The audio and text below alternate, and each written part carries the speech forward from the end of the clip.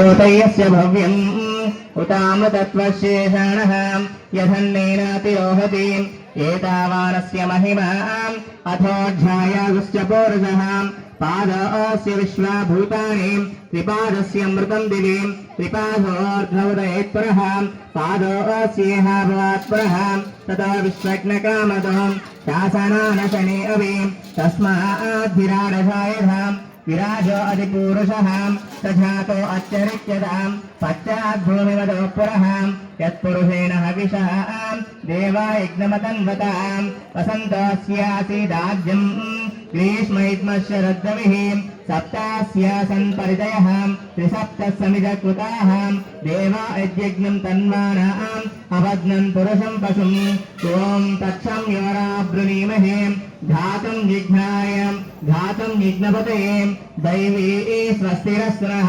स्वस्तिर्मानुषेभ्यः ऊर्ध्वम् जिगातु भेषजम् शं न अस्तु द्विपदे शं चतुष्पदे ॐ शान्ति शान्ति शान्तिः नमोऽस्मनन्ताय सहस्रमूर्तये सहस्रपादाक्ष शिरोर्वाहवे सहस्रनाम्ने पुरुषाय शाश्वते इति पूर्वपादं प्रक्षाल्य ततः वामपादं प्रक्षाल्य अपवित्रः पवित्रो वा सर्वावस्थाङ्गतो विवाहं स्मरेत् पुण्डरीकाक्ष सबाह्याततिः इति पुण्डरीकाक्ष पुण्डरीकाक्षाय नमः।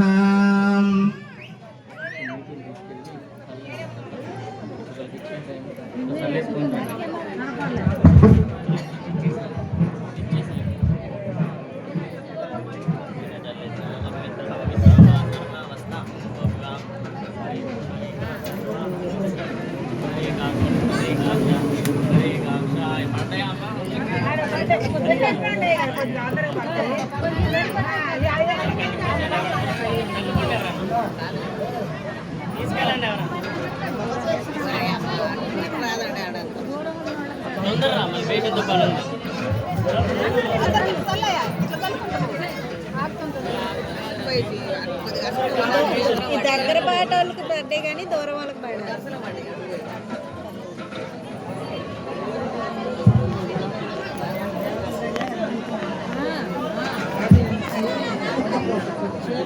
కాలు కడిగే పూజ కార్యక్రమం అయిందండి.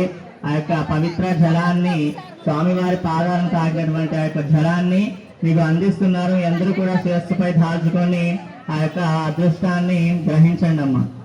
ఓం అపవిత్ర పవిత్రో వా సర్వావస్థాంగతో విగామిస్మరేత్ పుండరీకాక్ష సబాహ్యాంతర్జీ ఇది పుండరీకాక్ష పుండరీకాక్షాయ నమః. ఓం అయిపోయిందా?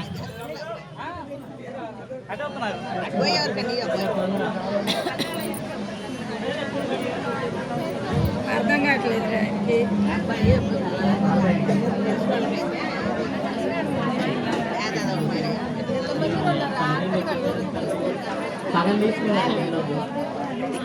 అమ్మవారిని కన్యని స్వామివారికి కన్యాదాన కార్యక్రమం జరుగుతుంది. కన్యాదాన కార్యక్రమం అంటే మామూలుగా మానవుల వివాహాల్లో ఎవరు జరుపుతారు? కన్యాదానంలో ఎవరు పాల్గొంటారండి? ఆ యొక్క వధువు యొక్క బాధ్యతలు వహించే తల్లి తండ్రి లేదా ఆ యొక్క బాధ్యతలు స్వీకరించినటువంటి వారు నిర్వహిస్తూ ఉంటారు. కానీ ఈ యొక్క స్వామివారి కళ్యాణంలో మనమంతా కూడా మనమే అమ్మవారి తల్లిదండ్రిగా మనసులో భావిస్తూ జనక మహారాజుగా భావించుకుంటూ ఆ యొక్క అమ్మవారిని స్వామివారికి దానం చేస్తున్నట్టుగా కన్యాదానం చేసినట్టు అయితే ఎన్నో ఏళ్ళ గోదాన భూదాన సువర్ణదాన వస్త్రదానం ఎన్ని దానాలు చేసినా గానీ ఈ యొక్క కన్యాదాన ఫలాన్ని మించదండి. కాబట్టి మీరందరూ కూడా వీళ్ళు మాత్రమే కాదు మీరందరూ కూడా ఆ యొక్క అమ్మవారిని స్వామివారికి కన్యాదానం చేస్తున్నట్టుగా భావించుకుంటూ మనసులో శ్రీరామాయణ మహానుకుంటూ దైవనామ స్మరణ చేసుకుంటూ తిలకిస్తూ ఉండండి. కన్యాదాన కార్యక్రమం జరుగుతుంది. కొబ్బరి బొండం మీదండి. ఈ యొక్క కన్యాదానం కంటే ముందు కూడా ఆ కన్యాదానాన్ని ఎవరు జరిపించుకుంటున్నారు?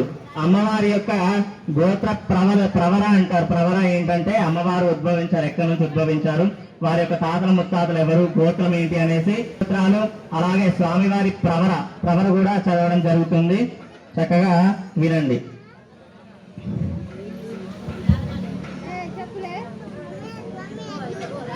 స్వామివారి ప్రవర అమ్మవారి ప్రవర చదవడం జరుగుతుందమ్మా. శ్రద్ధగా వినండి.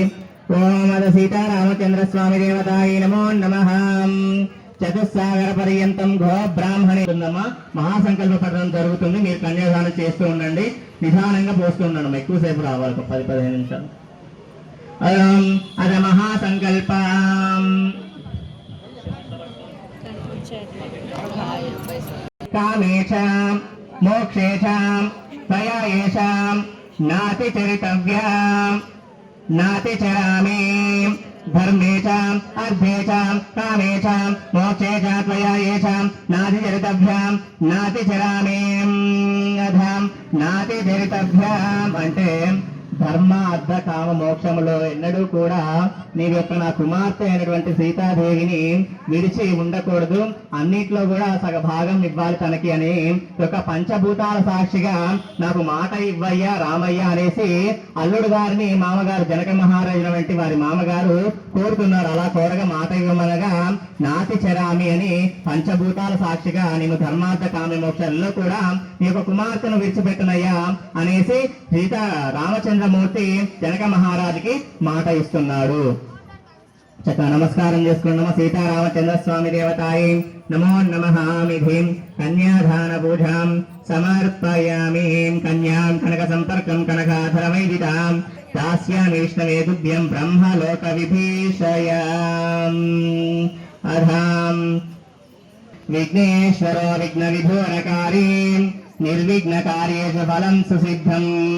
విఘ్నేశ్వరో నామ సురేషు బోధ్యం వధూవరాభ్యాం వరదా భవంతో. సావధాన సుముహూర్తే సావధాన శుభలగ్నే సావధాన శ్రీలక్ష్మీనారాయణ ధ్యానం సావధాన.